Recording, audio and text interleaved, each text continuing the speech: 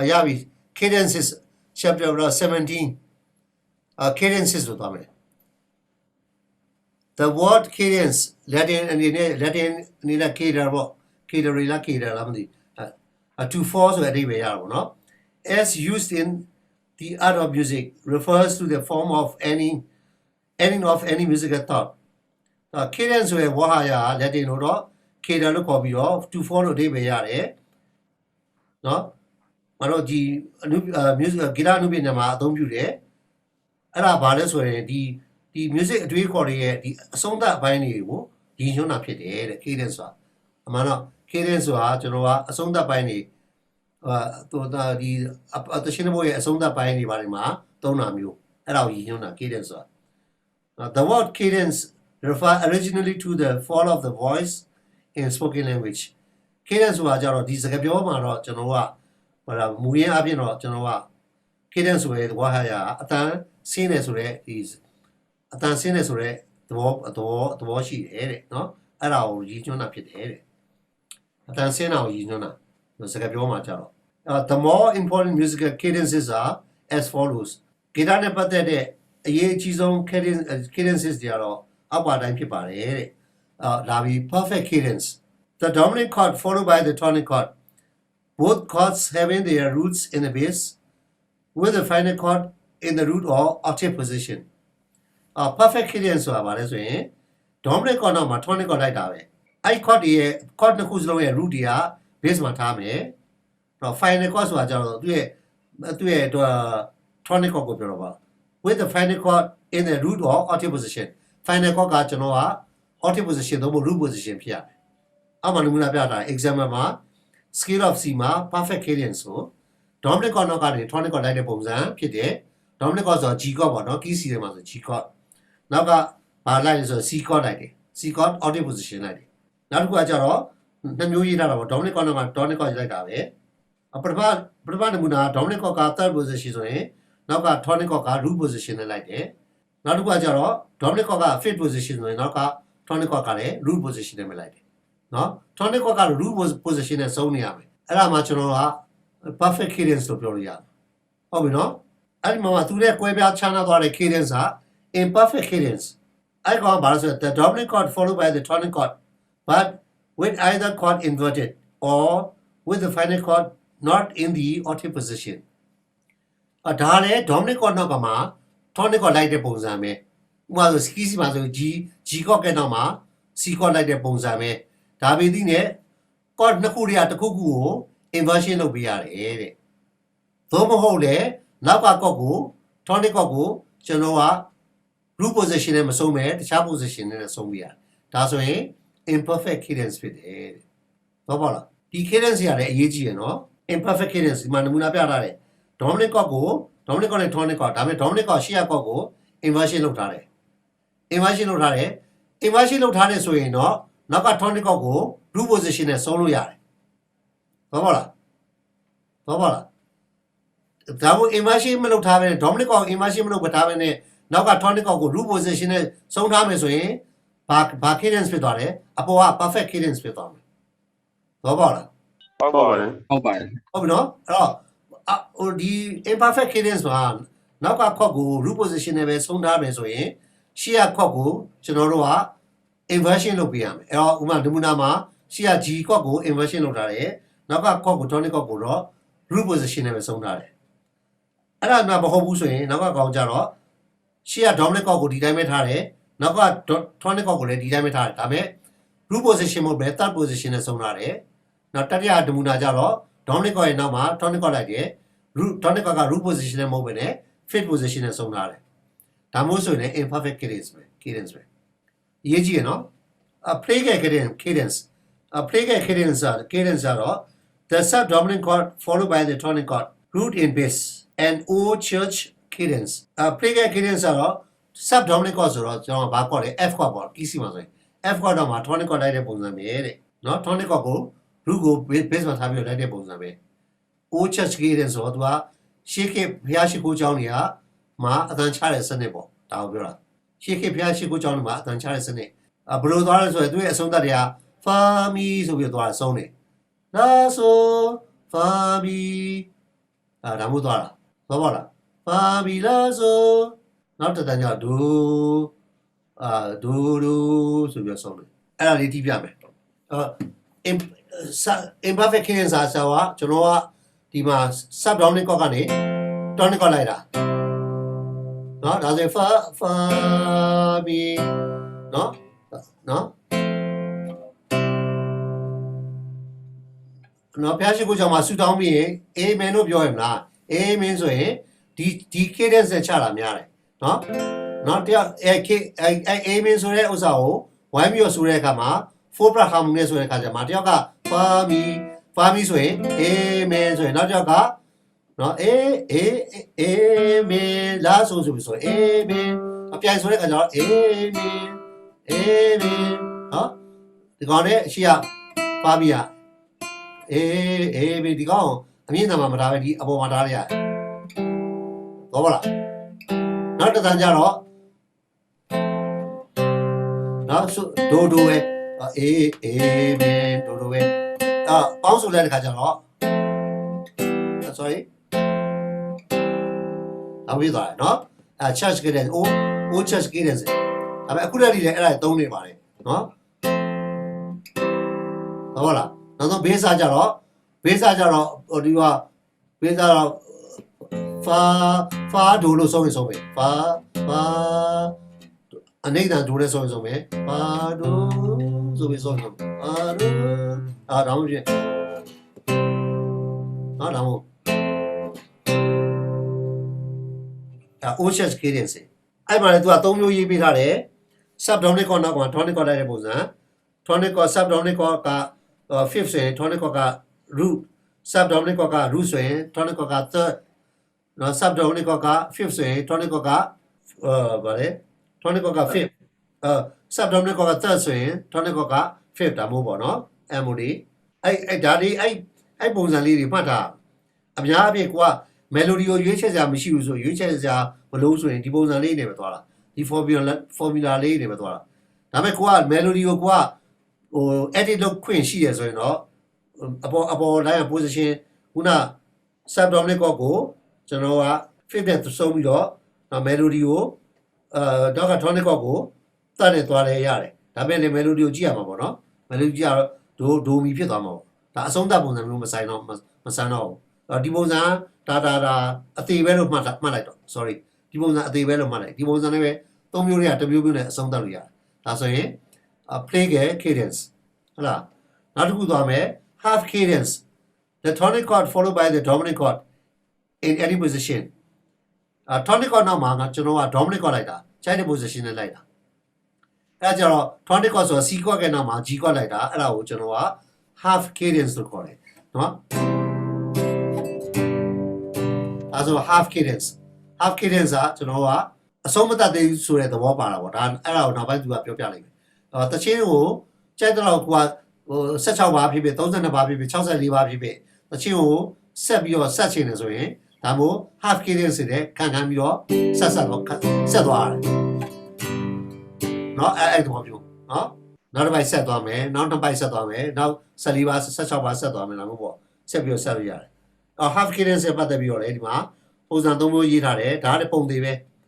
tonic chord က root ဆိုရင် dominant chord က third tonic chord က third ဆိုရင် dominant chord က fifth tonic chord က fifth ဆိုရင် dominant chord က root ဒါမို့နော် root ဆိုရင် dominant chord က third tonic chord က third ဆိုရင် dominant chord က fifth tonic chord က fifth ဆိုရင် dominant chord က root နောက်တစ်ခုက deceptive cadence ကိုတချို့အမျိုးမျိုးလေးပြောတယ်နော်interrupted cadence လို့ကျွန်တော်ပြောတယ် unexpected cadence လို့ပြောတယ်မပြောနေပဲအတန်ချလိုက်တဲ့ cadence ပေါ့အတန်ချတဲ့စနစ် unexpected cadence လို့ပြောတယ်တချို့စာအုပ်တွေကနော်တချို့စာအုပ်တွေကကြတော့ interrupted cadence လို့လည်းခေါ်တယ်တချို့ကကြတော့အခုကျွန်တော်ဒီစာအုပ်မှာကြတော့ deceptive cadence လို့ခေါ်တယ်သူကကြတော့ dominant chord နောက်မှာ the dominant chord followed by any chord other than the tonic dominant chord နောက်မှာ tonic chord ကလွဲပြီးတော့ channel chord တွေကြိုက်တဲ့ chord လိုက်တာကိုကျွန်တော်က deceptive cadence လို့ခေါ်တယ်deceptive ဆိုတာ deceive ပါလာတာလေ deceive ဆိုတာလိမ်လည်ထည့်ပြတာပေါ့နော်dominant chord ခံလိုက်ပြီဆိုတော့ကျွန်တော်ကtonic chord ချတော့မယ်လို့ပါလို့တဲ့နော်အဲ့လိုပေါ့ အဲ့လိုပုံစံနဲ့လိမ်ပြီးတော့ကျွန်တော်ကဒီမိတ် chord တွေကိုသွားလိုက်တာကိုကျွန်တော်က deceptive cadence ဟုတ်လားအဲ့ဒါလေခုနတချင်းအဆုံးသတ်တွေကိုရှောင်ရင်ဒီဒါမှမဟုတ် deceptive cadence ကိုသုံးလို့ရတယ်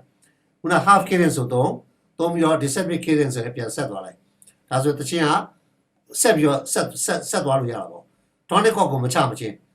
ဒီ deceptive cadence မှာလေ tonic chord ချလို့မရအောင် tonic chord ချလိုက်ရင် perfect cadence လို့ imperfect cadence နံပါတ်1နဲ့2တွေကတစ်ခုဖြစ်သွားနိုင်တယ်အဲ့တော့အခုကျွန်တော်ပြောခဲ့တာ cadence ကဘယ်နှမျိုးရှိတယ်5 မျိုး 5မျိုးပြောပါအောင် 5 မျိုးရှင် နံပါတ်1က perfect cadence, perfect cadence နောက်နံပါတ် perfect cadence imperfect cadence, imperfect cadence legal cadence, legal cadence cadence, half cadence, half cadence, half cadence, deceptive cadence. deceptive cadence deceptive cadence ဟောလင်းတန်လေးပါလားလင်းတန်သားပါလားလင်းတန်အောင်လင်းတန်လေးပျောက်သွားတယ်ဒီကောင်မအားလို့လားမလိုက်နိုင်လို့လားမသိဘူးအဲ့ဒါ deceptive cadence ဆိုတာနမူနာပြထားတယ် dominant chord နောက်ကနေ tonic chord ကလွဲပြီးတော့ဘာ chord လိုက်ထားလဲဆိုတော့ဘာ chord လဲလိုက်ထားတယ် sub median chord လိုက်ထားတယ် sub median ဆိုတော့ A minor chord ပေါ့နော်ဘောပါလား A minor chord လိုက်ထားတယ်အများကြီးဒီ deceptive cadence ဆိုသုံးတဲ့အခါမှာအဲ့ sub median dominant chord နောက်ကနေ sub median chord လိုက်တာအများဆုံးပဲအသုံးအများဆုံးပဲကျန်တဲ့ chord တွေနဲ့စာရင်ဒီကောင်အသုံးအများဆုံးပဲ G chord နောက်မှာ A minor chord လိုက်တယ်these cadences all have their uses and a mastery of them will aid the student greatly in harmonizing melodies in harmonic analysis and later on in attempts at elementary composition ဒီအတန်ချတဲ့စနစ်တွေအားလုံးနဲ့သူတို့ရဲ့အသုံးပြုမှုတွေဟာအသုံးပြုမှုတွေနဲ့သူတို့ကိုကျွမ်းကျင်မှုဟာတဲ့ကျောင်းသားတွေကိုအကြီးအကျယ်ကူညီလိုက်မယ်တဲ့ဘယ်လိုနေရာတွေမှာလဲဆိုရင် melody တွေကို harmonize လုပ်တဲ့အခါမှာနောက် harmony ဒီ harmony နဲ့ပတ်သက်တဲ့ခွဲခြားစိတ်ဖြတ်မှုတွေလုပ်တဲ့အခါမှာနောက်ပိုင်းမှာကျတော့ဒီဂီတရေးဆက်တဲ့အခြေခံဂီတရေးဆက်ဖို့ကြိုးစားတဲ့အခြေအနေတွေမှာပါအကြီးအကျယ်အကူအညီပေးလိမ့်မှာဖြစ်တယ်တဲ့เนาะဒီ cadences တွေနဲ့သူတို့ရဲ့အသုံးပြုမှုတွေကိုเนาะကျွမ်းကျင်မှုပါthe perfect cadence implies a full close perfect cadence ကဘာကိုပြောနေတာလဲဆိုရင်ကျွန်တော်ကလုံးဝအဆုံးသတ်ကိုပြောတယ် full close เนาะလုံးဝအဆုံးသတ်ပြောနေတာဒါပေမဲ့ hence it must be used but rarely except for this purpose ဒါကိုအသုံးပြုခဲ့တယ်ဒါပေမဲ့လည်းအဲ့ဒီလိုရည်ရွယ်ချက်ရှိရင်တော့အသုံးပေါ့နော်အဲ့ဒီလိုရည်ရွယ်ချက်ရှိရုံမှတပါသူ့ကိုအသုံးပြုခဲ့တယ်တဲ့နော်အဲ့လိုရည်ရွယ်ချက်ရှိရင်တော့အသုံးပေါ့ perfect cadence အသုံးပေါ့နော်လုံးဝအဆုံးသတ်ပေါ့အဆုံးသတ်ဆန္ဒပေါ့နော် the imperfect cadence ကတော့ while it may be used for a close ဒီကောင်ကလည်းအဆုံးသတ်အတွက်အသုံးပြုတာပဲဒါပေမဲ့လည်း it may be used for a close is less finer than the perfect cadence imperfect cadence ကတော့၎င်းကိုအဆုံးသတ်အတွက်ပဲအတွက်အသုံးပြုတာဖြစ်ပေမဲ့လည်းငါတို့ကျွန်တော် perfect cadence နဲ့စာရင်အဆုံးသတ်ဟိုဘယ်လိုပြောမလဲအဆုံးသတ်တဲ့ဒီ feeling တိတ်မရှိပေါ့နည်းနည်းပေါ့တယ်ပေါ့နော်ကပ်ပေါ့အဆုံးသတ်တဲ့တိတ်အဆုံးသတ်တဲ့ပုံစံမဆန်ဘူးနော် less finer than perfect cadence တဲ့ဒါကိုပြောတာနော်အဆုံးသတ်ကြီးအရင်မဆန်ဘူး perfect cadence ဆိုတော့အဆုံးသတ်ကြီးအရင်မဆန်ဘူးတဲ့ဒါပေမဲ့ imperfect perfect cadence ဆိုလည်းအဆုံးသတ်တွေမှာအသုံးပြုတာပဲအဲ့တော့ hence ဒါကြောင့် it may be employed more freely ဒါကြောင့်သူ့ကိုပို့ပြီးတော့လွတ်လပ်လပ်အသုံးပြုလို့ရပါတယ်တဲ့ the playback cadence ကတော့ sidewise or collateral အဲ့ဒီအဓိပ္ပာယ်အခုလည်းငါမေးနေဘာမှမသိဘူး sidewise ဆိုဘေးချင်းရှည်ရလားဘေးချင်းတွဲရလားအဲ့လိုပုံစံမျိုးအဓိပ္ပာယ်why it is sometimes used for a close may be employed at will playback cadence ဆိုလည်းပဲကျွန်တော်ကအဆုံးသတ်တွေအတွက်အသုံးပြုတာပါပဲတဲ့တခါတရံအသုံးပြုတယ်ဒါပေမဲ့လည်းသူကဆန္ဒရှိတယ်လို့အသုံးပြုလို့ရတယ်နောက် playback cadence ဆိုလည်းသုံးလို့ရတယ်ဒါပေမဲ့ဆန္ဒရှိလို့အသုံးပြုလို့ရတယ်the half cadence invariably indicates something to follow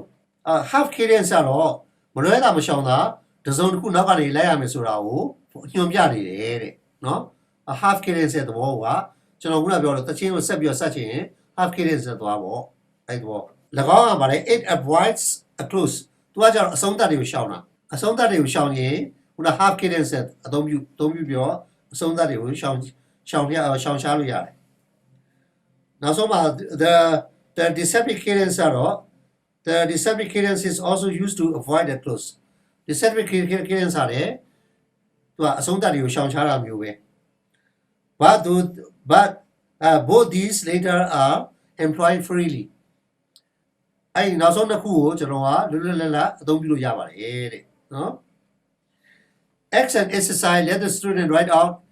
in the following given spaces the perfect imperfect playgirl half and deceptive cadences in each of the skill indicated using all the positions as given in our examples for the skill of C အဲ့တော့အောက်မှာကျတော့ကျွန်တော်ကကျောင်းသားတွေကဒီပေးထားတဲ့ကွက်လက်တွေမှာနော် skill C မှာကျွန်တော်ကနမူနာပြထားတဲ့အတိုင်းကျွန်တော်အပေါ်မှာ skill C မှာဆိုအပေါ်က skill မှာကျွန်တော်ကကြည့်ခဲ့တဲ့ skill C မှာနမူနာပြထားတဲ့အတိုင်းကျွန်တော်ကဒီ perfect တို့ imperfect တို့ play ခဲ့တော့ half and deceptive cadences တွေကိုနော် skill တီးတီးမှာညွှန်ပြပေါ်ပြထားတဲ့ skill တီးတီးမှာရေးပြရမယ်တဲ့နော်အဲ့တော့အပေါ်အတိုင်း key C မှာကျွန်တော်ပြောတဲ့အတိုင်းနော်စာမျက်နှာရှေ့စာမျက်နှာ63ကနေစပြီးတော့ကြည့်ရအဲ့တော့ဒီမှာ key C မှာ63ပါလေ key C က imperfect cadence မှာ2ခုရှိမယ်နမူနာperfect cadence မှာနမူနာ2ခုရှိမယ် imperfect cadence မှာ3ပါရှိမယ်နမူနာ3ခုရှိမယ် play cadence မှာ3ခုရှိမယ် half cadence မှာလည်း3ခုရှိမယ် deceptive cadence မှာတော့1ခုပဲရှိမယ်အဲ့ပုံစံအတိုင်းဒီမှာနေရာ space ကွက်လက်တွေလောက်ထားပြီး perfect cadence မှာ2ခုရှိမယ် imperfect cadence မှာ3ခုရှိမယ်ခေါင်းစဉ်လေးတတ်တာတွေ့လား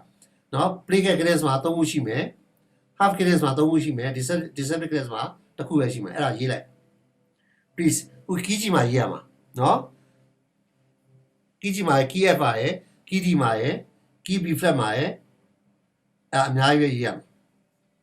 တစ်ခုပဲရေးလိုက် key ကြီးပဲအခုတစ်ခုရေးလိုက်ရေးပြီးတော့ကျွန်တော်စာဆက်တော့သင်လိုက်မယ်နော် key ကြီးတစ်ခုရေးပြီးတော့ကျွန်တော်ထောင်ပြလိုက်ဟဲ့လားစာဆက်သွားလိုက်မယ်ကျွန်တော်တို့ make ear training exercises of all these အဲ့ဒါကြီးအားလုံးကိုတဲ့နော်နားလေ့ကျင့်ခန်းများလုပ်ပေးပါတဲ့နော်ဟိုခုနပြောလို့ဟိုသူကရေးခိုင်းပြီးရေးပြီးတော့အကုန်လုံးဒီ key သီးဒီမှာရေးပြီးတော့ကိုယ့်အောင်လည်းတီးကြည့်ခိုင်းတာပေါ့နော်တီးကြည့်ပြီးမှနားလေ့ကျင့်ခန်းလုပ်လို့ရမှာပေါ့သို့မဟုတ်လည်းကျွန်တော်ဒီမှာ software နဲ့ရေးပြီးတော့ကျွန်တော်ပြန်နားထောင်တာတွေလုပ်ရင်တော့ရပါတယ်ဒါပေမဲ့အခုတော့မလုပ်တော့ဘူးအဲ့ဒါလုပ်ရင်နော်ကြာနေမှာစိုးလို့အမှန်တော့အဲ့ဒါမလုပ်တာတော့ပိုကောင်းတယ်ဒါပေမဲ့လူတော့မလိုပါဘူးနောက်မှကိုယ့်ကိုဟို CPLS တွေလည်းကိုယ့်ကိုသုံးနေကြတာပဲကိုယ့်ကို CPLS နဲ့ရေးပြီးတော့အဲ့ဒါပြန်နားထောင်ကြည့်ကြဟုတ်လားအဲ့လိုလုပ်ကြquestion တွေနေတော့ the student should be able to write out all of the cadences in any given scale ပေးထားတဲ့မြည်သည့် scale မှာမဆိုတဲ့ဒီ cadences တွေအကုန်လုံးကိုအဲ့တော့ရေးချနိုင်တဲ့အရေးချင်းမျိုးရှိရမယ်တဲ့ကျောင်းသားတွေကနော်ရေးချနိုင်နေရမယ်ပေါ့နော်မေးခွန်းလေးသွားအောင် question တွေwhat is a cadence ဆိုတာဘာလဲဆိုရင်သူပြောထားတဲ့အတိုင်းကျွန်တော်တို့ကဖြေပြရမှာပေါ့နော်လွယ်ပါတယ်နော် the word cadence Latin cater to form as used in the art of music refers to the form of ending of any music as thought အဲ့ဒါမလို့ရေးပြီးပေါ့နံပါတ်2ကကျတော့ what is the perfect cadence ဆိုတာဘာလဲတဲ့ဒါအဲ့ဒါမေးရေးပြီးနံပါတ်3ကကျတော့ what is the imperfect cadence ဆိုတာဘာလဲနံပါတ်4က what is the play cadence ဆိုတာဘာလဲ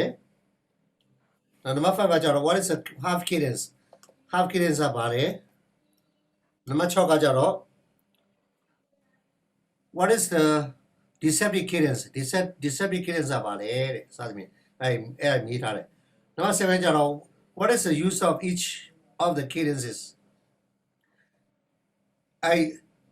၎င်းအတန်ချတဲ့စနစ်အသီးသီးရဲ့အသုံးပြုမှုကဘယ်လိုလဲအဲ့ဒါကြတော့ကျွန်တော်ကလုံးဝ perfect cadence ဆိုရင် full close အတွက်အသုံးပြုတာ imperfect cadence ဆိုလည်း close final close အတွက်အသုံးပြုတာပဲဒါပေမဲ့ less final than perfect cadence ဒါရေးပြရဒါအိုက်စားတဲ့ဒီမှာရှိပါတယ်နော် the perfect cadence implies a full close hence it must be used but rarely except for this purpose နော်အဲ့ဒါရေးပြအဲ့တစ်ပိုင်းလုံးရေးပြရမှာနော်နံပါတ်9ကအမေးအဖြေကတီဗီဆိုရင်ကျွန်တော် chapter 18လို့သွားမယ်